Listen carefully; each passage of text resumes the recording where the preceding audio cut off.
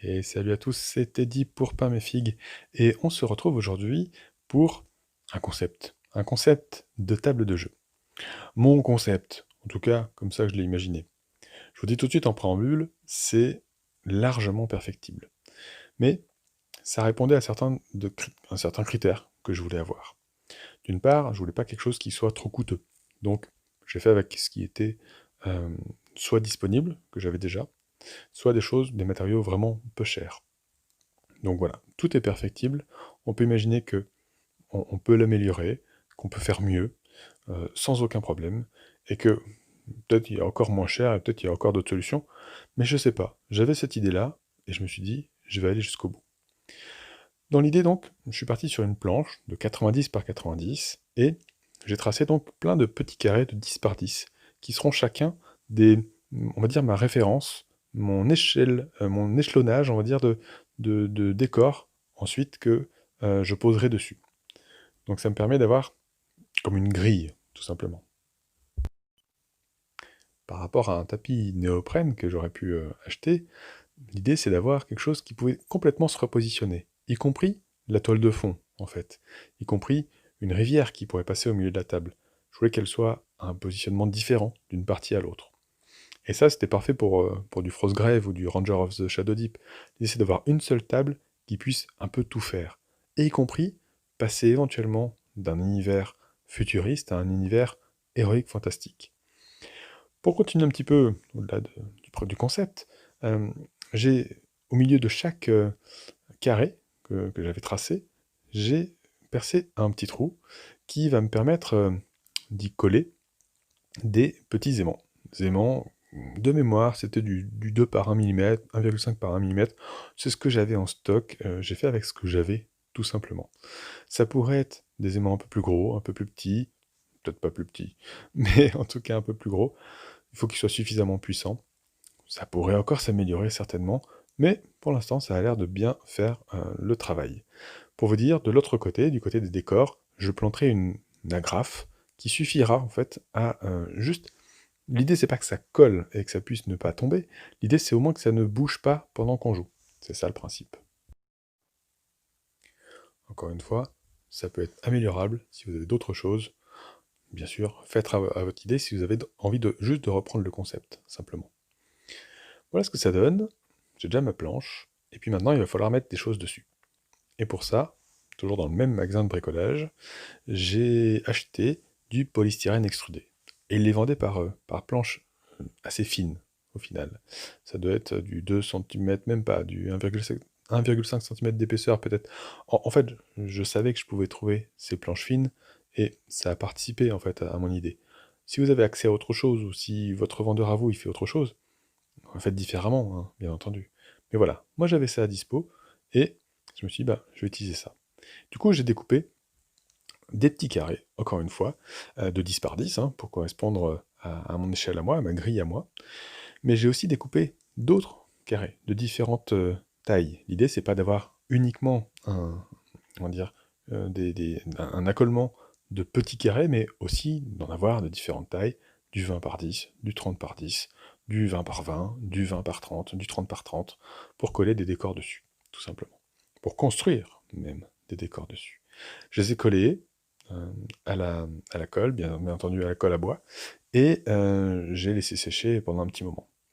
Et vous voyez, du coup, je me retrouve avec différents éléments de différentes tailles que je vais pouvoir, comme ça, juxtaposer, mettre les uns à côté des autres, pour pouvoir construire vraiment des décors de, très différents, pouvoir, comme à la façon d'un Tetris, aussi à la fin, les disposer pour que tous les trous soient comblés.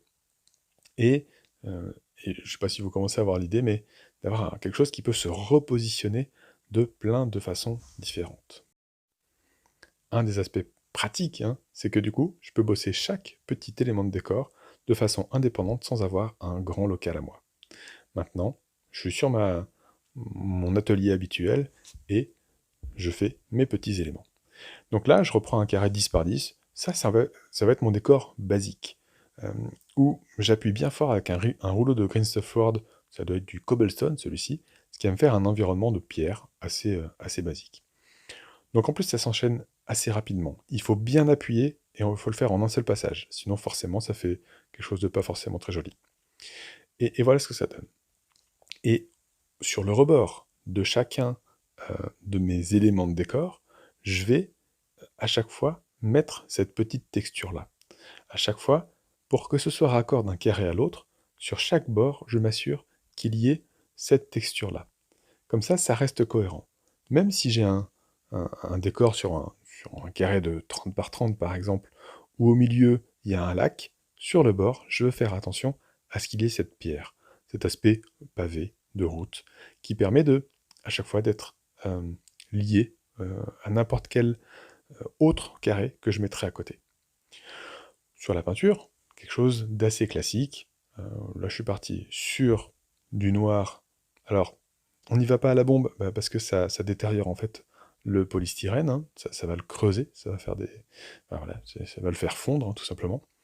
Donc, au pinceau, gros pinceau, et de la peinture vraiment bas de gamme, qui est celle de chez Action, là pour le coup, de la teinte noire. Je fais 2 passages pour que ce soit assez couvrant, parce que là on voyait encore le blanc par-dessous, et je le fais dans l'autre sens, hein, du coup j'en fais un à l'horizontale, un à la verticale, pour vraiment que ça couvre bien.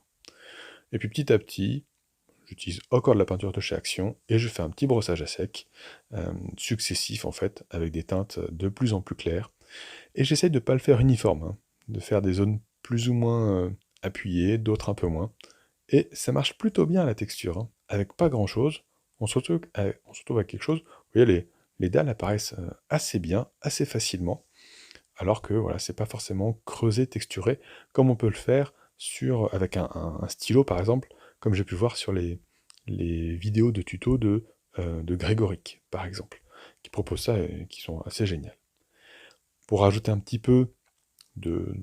pour enrichir, on va dire, tout ça, je rajoute du lavis à certains endroits de façon un peu aléatoire. Je le dilue, je l'étale, je l'étire, histoire voilà, que ce soit pas juste gris, noir et blanc, mais effectivement qu'il y ait un petit peu de marron, qu'il y ait un petit peu de teintes différentes. On peut varier en fonction de nos envies.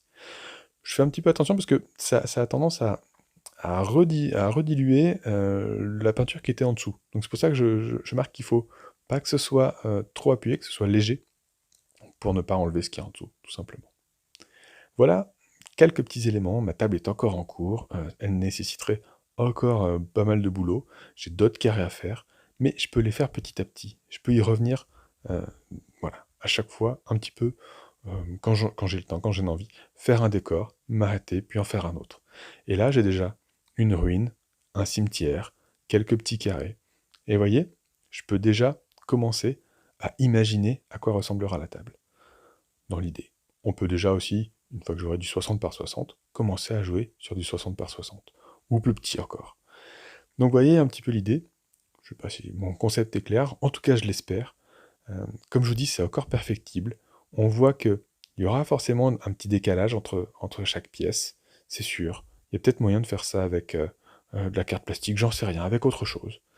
J'ai commencé à préparer des rivières, j'ai commencé à préparer d'autres éléments. On peut avoir plein d'idées, faire quelque chose en hauteur, faire quelque chose... Le fait est que, vraiment, je trouve ça assez permissif, assez évolutif. On peut imaginer plein de décors, et si un jour j'ai envie de rajouter un volcan, de rajouter de la lave, de rajouter une colline, mais de pas jeter tout ce que j'ai déjà fait, ma table, elle peut vraiment avoir un côté hiver, un côté volcan, ça marchera. Voilà, c'est vraiment l'idée. En tout cas, j'espère que ça vous aura donné, à vous, des idées. N'hésitez pas à me dire ce que vous en pensez. Je vous donnerai des nouvelles de l'avancée de la table. A très bientôt, super mes filles. Salut, salut.